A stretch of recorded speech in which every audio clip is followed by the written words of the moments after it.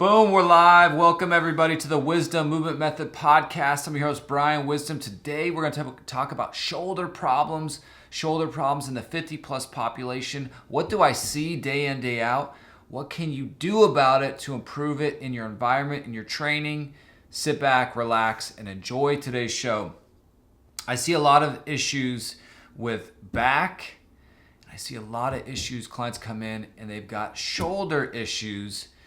What do you do about it? What are some signs and symptoms where shoulders can be an issue? I'll give you a couple. Let's say you're putting on your coat and you're reaching back to get your arm in your coat and you're literally getting impingement. You can't get your arm back because it's so tight. Or maybe you're having trouble in terms of lifting overhead. Maybe you're not getting the same range of motion that you used to get. These or pain also, or pain. But these are very common.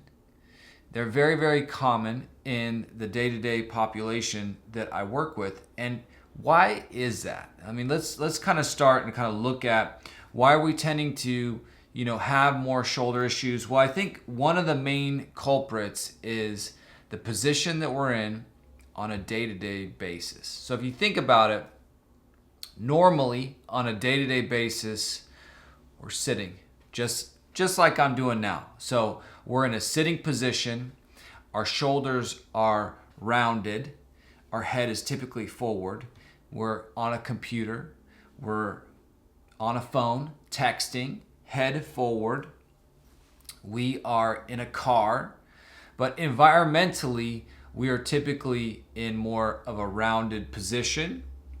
And in terms of training regimen, it's going to be more common that we see people training the front side of the body. So we would call this the anterior part of the body. Fancy word for just saying the front side of the body. So what do we look at in the mirror? Well, we're going to look at chest. We're going to look at our abs. We'll probably look at our quads. You're looking at what you see on the front side, and these are the areas that tend to get focused on a bit more if you find yourself training or doing some weights on your own, especially if you have a home gym. You're probably training chest and a lot of pressing exercises, but what gets left is our backside of our body. Posterior chain is what they call it. Fancy word for all the muscles on the backside of our body.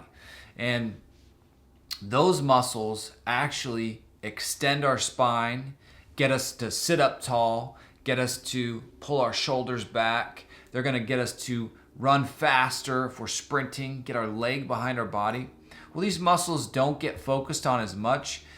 And what's challenging is that if we're doing the day-to-day tasks that normal people do, then that front side of the body is dominant, and we actually have to work maybe 3 or 4 times more focusing on the back to balance us out. And that's just from a training standpoint, but also from a corrective exercise standpoint.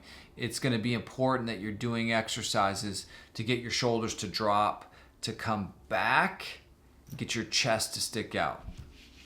Now, I see standing desks. I hear people say, hey, I'm walking a lot.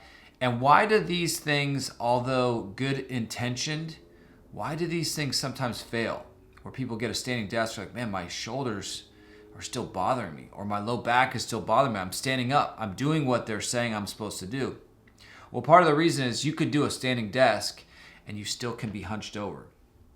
I had a client that was very committed to moving pretty much at all times. She had a weight problem when she was a child, and very successful medical doctor, and she would write her notes on her treadmill. So she had a treadmill, computer, and she would literally write all her notes that would take a long time, and she would only want to be walking while she was writing her notes. Here's the problem. She was definitely burning calories, 100%, but what was not happening was she wasn't able to get her shoulders into extension because she was actually kind of rounding as she was walking and as she was typing. So she was literally rounding her shoulders and typing, but she was standing. So the standing opened up her hips, but it didn't change the position of her shoulders. And again, we're stuck in this box, we're stuck in this rounded position. So what I typically do with the clients that I work with is, first and foremost, we look at posture, we look at joint range of motion. What passive and active corrective exercises can we do to realign the spine, get the shoulders to come back, get your head in a better position over your shoulders, and open up your mid-back, basically. And once we've opened up your mid-back, then we start doing exercises from a strength standpoint that are going to strengthen and hold that position that we just created. But so often the day-to-day tasks are rounded and forward, and it's very difficult to break out of that unless you're intentional in terms of the training.